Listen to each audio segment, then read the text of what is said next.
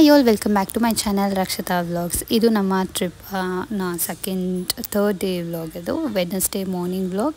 ಇದು ಕಾಜಿರಂಗದಲ್ಲಿ ನಾವು ಸ್ಟೇ ಆಗಿದ್ವಲ್ಲ, ಲಾಸ್ಟ್ ಕಂಟಿನ್ಯೂಷನ್ ವ್ಲಾಗ್ ಆಗಿರುತ್ತೆ.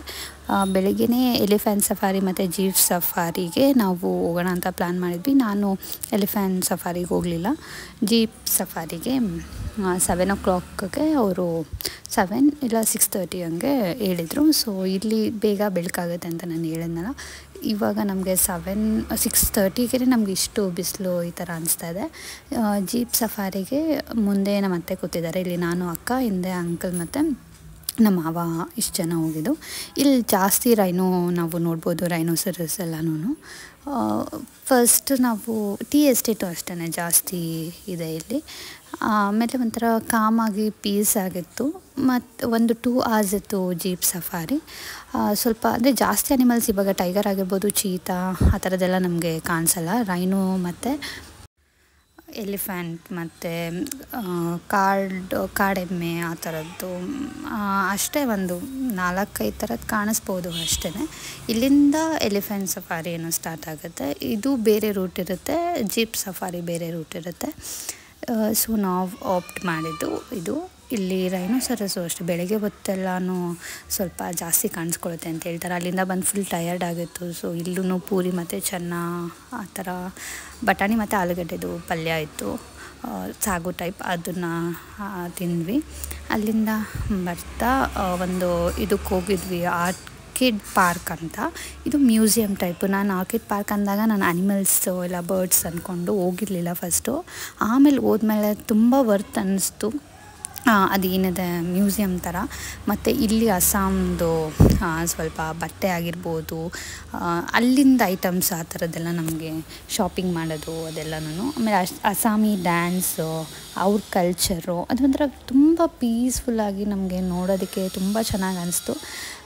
ಮ್ಯೂಸಿಯಮ್ ಆಗಿರ್ಬೋದು ಅದೆಲ್ಲನೂ ಪ್ರತಿಯೊಂದು ನಾವು ತುಂಬ ಇಲ್ಲಿ ಎಂಜಾಯ್ ಮಾಡಿದ್ವಿ. ಇಲ್ಲಿ ಒಂದು ನಾವು 1/2 hourರಿಂದ 40 minutesವರೆಗೂ ಟೈಮ್ ಸ್ಪೆಂಡ್ ಮಾಡಿದ್ವಿ. ವರ್ತ್ ಅಂತ ಅನ್ನಿಸ್ತು. ಯಾರನ್ನ ಅಸ್ಸಾಂ ಕಡೆ ಹೋದರೆ ಇದನ್ನು ಕಾಜಿರಂಗಗೆ ಹೋದವರು ಇದನ್ನು ಎಕ್ಸ್ಪೀರಿಯೆನ್ಸ್ ಮಾಡಿ, ತುಂಬಾ ಚೆನ್ನಾಗಿರುತ್ತೆ. ನಾವು ಹಿಂದೊಂದು ದಿವಸ ಅಂದ್ಕೊತಾ ಇದ್ವಿ, ನಾವು ಸ್ಟೇ ಆಗಿದ್ವಲ್ಲ ಅಲ್ಲಿ ಅಸ್ಸಾಮಿ ಡ್ಯಾನ್ಸು ಎಲ್ಲಿ ಮಾಡ್ತಾರೆ, ಎಲ್ಲಿ ನೋಡೋಣ ಅನ್ನೋ ಥರ. ನಮ್ಗೆ ಇಲ್ಲಿ ಬಂದಿದ್ದಕ್ಕೂ ನಾವು ಟೈಮ್ ಅವಾಗೇ ಅವ್ರದ್ದು ಪ್ರೋಗ್ರಾಮು ಸ್ಟಾರ್ಟ್ ಆಗಿದ್ದು. ಸೊ ನಮಗೆ ಅದು ತುಂಬ ಇಂಪ್ರೆಸ್ ಆಯಿತು, ನಂಗೆ ತುಂಬಾ ಇಷ್ಟ ಆಯಿತು ಅದು.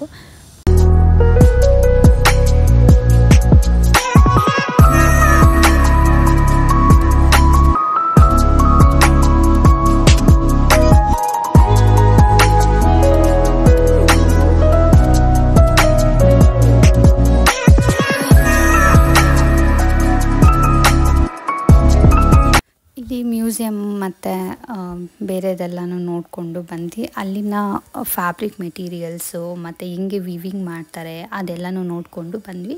ಅಲ್ಲಿ ನಮಗೆ ಎಷ್ಟೋ ಅಂದರೆ 1-2-3 days ಟ್ರಿಪ್ಪಲ್ಲಿ ನಮಗೆಲ್ಲ ಜ್ಯೂಸ್ ಎಲ್ಲ ಸಿಕ್ಕಿರಲಿಲ್ಲ. Water Milan, especially water Milan, mango ಅದೆಲ್ಲ. ಇಲ್ಲಿ ವಾಟರ್ ಮಿಲನ್ನು, ಮ್ಯಾಂಗೋ ಜ್ಯೂಸು ಮತ್ತು ಮೋಮೋಸ್ ಅದೆಲ್ಲನೂ ಇಲ್ಲಿ ಟೇಸ್ಟ್ ಮಾಡಿಬಿಟ್ಟು ಅಷ್ಟೊತ್ತಿಗೆ ಇದು ಸ್ಟಾರ್ಟ್ ಆಯಿತು ಅವ್ರದ್ದು ಡ್ಯಾನ್ಸ್ ಮತ್ತು ಇದೆಲ್ಲನೂ. ಒಂದು 3 to 4 ಪ್ರೋಗ್ರಾಮ್ಸ್ ಇತ್ತು ಇವ್ರದ್ದು. ಅದು ಎಲ್ಲ ಒಂದು 1/2 hourಲ್ಲೇ ಮುಗೀತು ಅವ್ರದ್ದು. 1/2 hour 20 minutes. ಅವ್ರ ಹತ್ರನೂ ಸ್ವಲ್ಪ ಮಾತಾಡಿ ಅವ್ರ ಜೊತೆ ಎಲ್ಲ ನಾವು ಫೋಟೋಸ್ ಎಲ್ಲ ತಕ್ಕೊಂಡು ಒಂಥರ ನೈಸ್ ಎಕ್ಸ್ಪೀರಿಯೆನ್ಸ್ ಅನ್ನಿಸ್ತು. ನಾನು ಫಸ್ಟ್ ನಾವು ಟ್ರಿಪ್ ಪ್ಲ್ಯಾನ್ ಮಾಡಿದಾಗೇ ನಾನು ಅಸ್ಸಾಂ ಅಂತ ಅಂದಾಗ one of my dream place ಇತ್ತು ಅದು. ನಾನು ಒಂದು ಮೂವಿ ನೋಡಿ ನಾನು ತುಂಬ ಇಷ್ಟ ಆಗಿತ್ತು. ಆ ಪ್ಲೇಸ್ಗೆ ಹೋಗಬೇಕು, ಎಕ್ಸ್ಪೀರಿಯೆನ್ಸ್ ಮಾಡಬೇಕು ಅಲ್ಲಿನ ಕಲ್ಚರ್ ಆ ಥರದ್ದೆಲ್ಲ ಅಂತ. ಇವಾಗ ಫುಲ್ಲಿ ಸ್ಯಾಟಿಸ್ಫೈ ಆಯಿತು ನಮ್ಮದು ಟ್ರಿಪ್ಪಲ್ಲಿ. ಇವತ್ತು ನಾವು ಲಾಸ್ಟ್ ಕಾಜಿರಂಗ ಆದಮೇಲೆ ನಾವು ಬ್ಯಾಕ್ ಟು ಅಸ್ಸಾಂಗೆ ಹೋಗ್ಬಿಟ್ಟು ಗುವಾಹಟಿಗೆ ಹೋಗಿ ಅಲ್ಲಿ ಸ್ಟೇ ಆಗಿ ನೆಕ್ಸ್ಟ್ ಡೇ ವಾಪಸ್ ಬರೋ ಥರ ಇತ್ತು.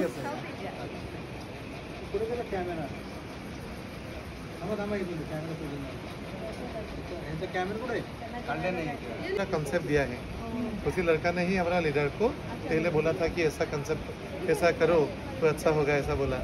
हाँ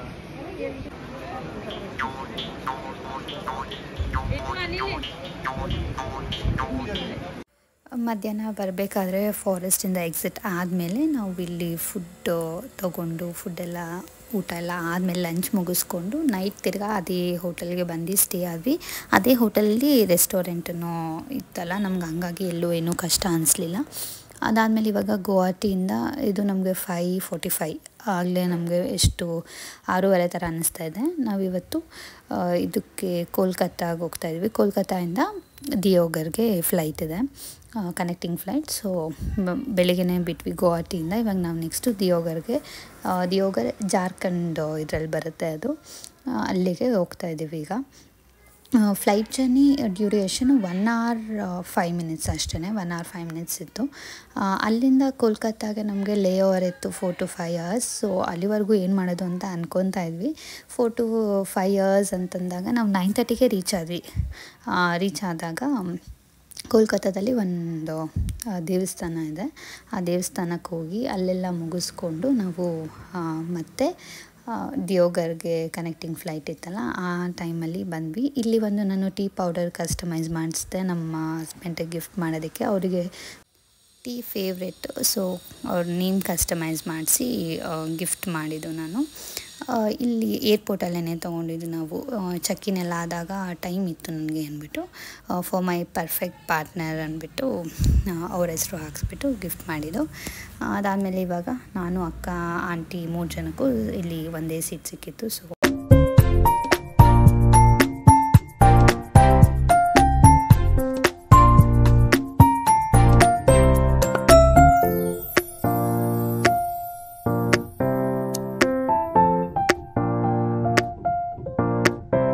ಎಲ್ಲ ಕಡೆಯೂ ನಮ್ಮದು ಫ್ಲೈಟ್ ಜರ್ನಿನೇ ಇತ್ತು. ನಾವು ಎಲ್ಲೂ ಟ್ರೈನ್ ಆಗಿರ್ಬೋದು ಆ ಥರದ್ದೇನೂ ಆಪ್ಟ್ ಮಾಡಿರಲಿಲ್ಲ. ಸೊ ಬೇರೆ ಕಡೆಗೆ ಹೋಗಬೇಕು ಅಂತಂದಾಗೂ ಫ್ಲೈಟ್ ಆಪ್ಟ್ ಮಾಡಿದ್ದು. ಮತ್ತು ಟೈಮ್ ಇದ್ರ ಸೇವಿಂಗೋಸ್ಕರ 5 to 6 days ನಾವು ನಮ್ಮ ಟ್ರಿಪ್ ಮುಗಿಸ್ಕೋಬೇಕು ಅಂತ. ಟ್ರೈನ್ ಜರ್ನಿ ಆದರೆ ತುಂಬ ದಿವಸ 2 days 3 days ಆ ಥರದ್ದೆಲ್ಲ ಆಗುತ್ತೆ ಅಂದ್ಬಿಟ್ಟು ಇಲ್ಲಿ ಕೋಲ್ಕತ್ತಾಗೆ ಹೋಗ್ಬೇಕಾದ್ರೆ ನಮಗೆ ಬಿಸಿಲಿತ್ತು, ಅಲ್ಲಿ ತುಂಬ ಹೆವಿ ಬಿಸಿಲಿತ್ತು. ನಾವು ಅಲ್ಲೊಂದೇ ಕಡೆ ನಾವು ಎಕ್ಸ್ಪೀರಿಯೆನ್ಸ್ ಮಾಡಿದ್ದು ಬಿಸಿಲನ್ನ. ಇವಾಗ ರೀಚ್ ಆದ್ವಿ ಕೋಲ್ಕತ್ತಾ ಏರ್ಪೋರ್ಟಲ್ಲಿ.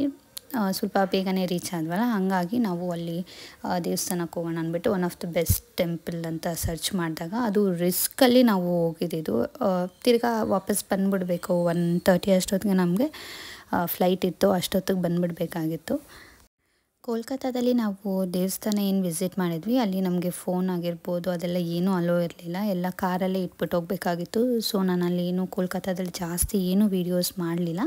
ಇವಾಗ ನಾವು ದಿಯೋಘರ್ಗೆ ಫ್ಲೈಟ್ಗೆ ಹೋಗ್ತಾಯಿದ್ದೀವಿ, ಕನೆಕ್ಟಿಂಗ್ ಫ್ಲೈಟ್. ಇಲ್ಲಿ ನಾವು ತುಂಬ ಕಮ್ಮಿ ಜನ, ಆಲ್ಮೋಸ್ಟ್ ಫ್ಲೈಟಲ್ಲೇ 30 members ಇದ್ವಿ.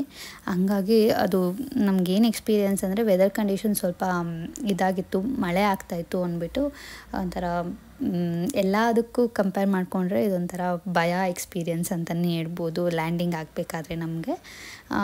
ಇವಾಗ ಅಲ್ಲಿ ರೀಚ್ ಆದಮೇಲೆ ಈವ್ನಿಂಗ್ ಓಡಾಡ್ಕೊಂಬರೋಣ, ಹೆಂಗಿದ್ರು ಬೇಗ ರೀಚ್ ಆಗಿದ್ದೀವಲ್ಲ ಅಂದ್ಬಿಟ್ಟು ದಿಯೋಘರ್ಗೆ ವೈದ್ಯನಾಥೇಶ್ವರ ಟೆಂಪಲ್ಗೂ ನಾವು ಮಾಡಿದ ರೂಮ್ಗೂ ಜಸ್ಟ್ 1-3 minutes ಅಷ್ಟೇ, ವಾಕಬಲ್ ಡಿಸ್ಟೆನ್ಸೇ ಇತ್ತು. ಅಲ್ಲೆಲ್ಲ ನಾವು ಓಡಾಡ್ಕೊಂಬರ್ತಾಯಿದ್ರು. ಮತ್ತು ಮಡಿಕೆ ಟೀಯಲ್ಲಿ ಫೇಮಸ್ಸು, ಅಲ್ಲಿ ಅದನ್ನು ಕುಡಿದ್ಬಿಟ್ಟು ಚೆನ್ನಾಗಿತ್ತು ಟೇಸ್ಟ್ ವೈಸ್ ಎಲ್ಲನೂ. ದೇವಸ್ಥಾನ ಹತ್ರ ಬಂದ್ವಿ. ಅದು ನಾವು ದೇವಸ್ಥಾನ ಹತ್ರ ಬಂದಿದ್ದಕ್ಕೂ ನಾವು ಆರತಿ ನೋಡೋದಕ್ಕೆ ನಮಗೆ ಆ ಚಾನ್ಸ್ ಸಿಕ್ತು. ಅದಂತೂ ನನಗೆ ನೆಕ್ಸ್ಟ್ ಡೇ ಅಂತಂದರೆ ನಾವು ಬೇರೆ ಕಡೆ ಹೋಗಿದ್ವಿ ಇನ್ನೂ 2 ದೇವಸ್ಥಾನ ನೋಡೋದಕ್ಕೆ. ನಾವು ಅಂದ್ಕೊಂಡ್ವಿ ನಾಳೆನೂ ಬಂದು ನೋಡ್ಬೋದು ಅಂತ. ಬಟ್ ನಮ್ಗೆ ಆ ಚಾನ್ಸ್ ಏನು ಸಿಗುತ್ತೋ ಅವತ್ತು ನಾವು ಎಕ್ಸ್ಪೀರಿಯೆನ್ಸ್ ಮಾಡಿಬಿಡ್ಬೇಕು ಅನ್ನೋದು ತುಂಬಾ ನಿಜ. ಇವಾಗ ಕಾಶಿಯಲ್ಲೆಲ್ಲ ಗಂಗಾ ಆರತಿ ಅದೆಲ್ಲ ಆಗ್ತಾ ಇರುತ್ತಲ್ಲ, ಅದೇ ಥರ ಇಲ್ಲಿ ಎಲ್ಲ ಜ್ಯೋತಿರ್ಲಿಂಗದಲ್ಲೂ ಈ ಥರ ಆರತಿ ಆಗ್ತಾನೆ ಇರುತ್ತೆ. ಇಲ್ಲೂ ಒಂದು ಶಕ್ತಿ ಪೀಠ ಇದೆ, ಅಲ್ಲಿ ದೇವತೆ ಹೃದಯ ಭಾಗ ಬಿಟ್ಟಿರೋದು ಅಂತ ಹೇಳ್ತಾರೆ.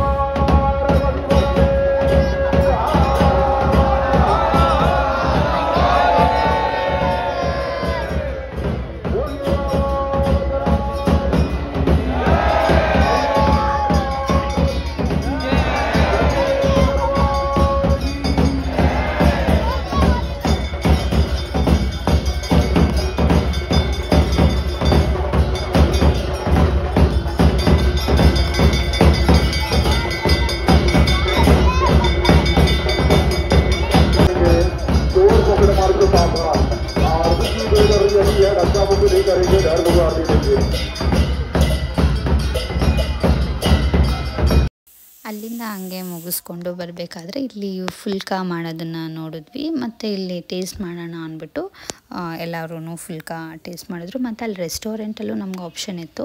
ನನಗೆ ಫುಲ್ಕಾ ಎಲ್ಲ ಆಗಲ್ಲ ತಿನ್ನೋಕ್ಕೆ ಅಂದ್ಬಿಟ್ಟು ಬೆಳಗ್ಗೆಯಿಂದ ಯಾಕಂದರೆ ರೋಟಿಯಲ್ಲೇ ಮ್ಯಾನೇಜ್ ಮಾಡ್ತಾಯಿದ್ದೆ. ಸೊ ಇವಾಗ ಅಲ್ಲಿ ಏನಾದರೂ ಬೇರೆ ಇರುತ್ತೇನೋ ಅಂತ ನೋಡಿದಾಗ ನಮಗೆ ಚಿತ್ರಾನ್ನ ಇತ್ತು. ನನಗಂತೂ ಸಖತ್ ಖುಷಿ ಆಯ್ತು ಅಲ್ಲಿ ಇದ್ದಿದ್ದು ನೋಡಿಬಿಟ್ಟು. ಅಂದರೆ ಫುಡ್ ವೈಸ್ ಹೇಳಬೇಕು ಅಂತಂದರೆ ನಮಗೆ ಅಲ್ಲೆಲ್ಲೂ ಜಾಸ್ತಿ ರೈಸ್ ಇರಲ್ಲ. ಎಲ್ಲ ಕಡೆ ಪೂರಿ, ಬ್ರೇಕ್ಫಾಸ್ಟಿಂದ ಹಿಡ್ದು ಎಲ್ಲ ಕಡೆ ಪೂರಿ, ಆಲೂ ಪರೋಟ, ಜಾಸ್ತಿ ರೋಟಿ ಅಂಥದ್ದೇ ಇರೋದ್ರಿಂದ ನಮಗೆ ಒನ್ ಟೈಮ್ ಆದರೂ ಅನ್ನ ಇದ್ದರೆ ಆ ಥರ ಫೀಲ್ ಇರುತ್ತೆ. ಇವಾಗ ಬೆಳಗ್ಗೆ ದರ್ಶನಕ್ಕೆ ಹೋಗ್ತಾಯಿದ್ವಿ ಫ್ರೈಡೇ ಅಂತೂ ತುಂಬಾ ರಶ್ ಇತ್ತು ವೈದ್ಯನಾಥೇಶ್ವರದಲ್ಲಿ.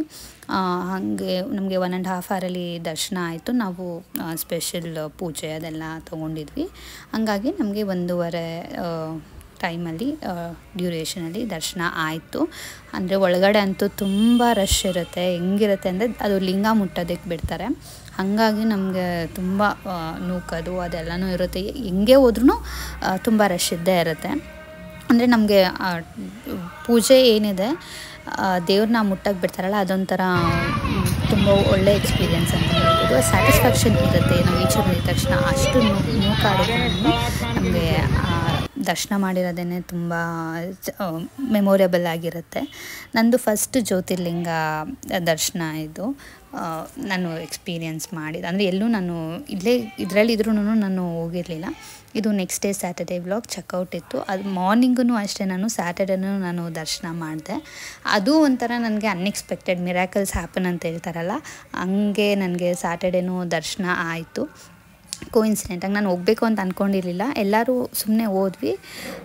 ನನಗೆ ಅದು ಡೈರೆಕ್ಟ್ ದರ್ಶನ ಆಯಿತು. ಒಂದು 2 ಮಿನಿಟ್ಸಲ್ಲೇ ನನಗೆ ಒಳಗಡೆ ಹೋಗಿ ದರ್ಶನ ಮಾಡ್ಕೊಂಬಂದಿದ್ದು. ಅದೊಂಥರ ನನಗೆ ತುಂಬ ಒಳ್ಳೆ ಎಕ್ಸ್ಪೀರಿಯೆನ್ಸ್ ಅಂತಲೇ ಹೇಳ್ಬೋದು. ಇವಾಗ ನಾವು 1:30ಗೆ 2:30ಗೆ ಫ್ಲೈಟ್ ಇತ್ತು. ಸೊ ಬಿಫೋರೇ ಬಂದ್ವಿ, ಒಂದು 12:30ಗೆ ಬಂದ್ವಿ.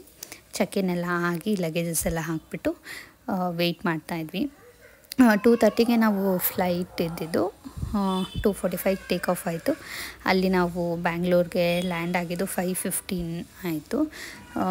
ತುಂಬ ನಾನು ಮಕ್ಕಳು ನೋಡಬೇಕು ಅನ್ನೋ ಥರ ಸಖತ್ತು ಯಾವಾಗ ಲ್ಯಾಂಡ್ ಆಗ್ತೀವಿ ಅಂತ. ಫೈನಲಿ 5:15ಗೆ ಲ್ಯಾಂಡ್ ಆದ್ವಿ.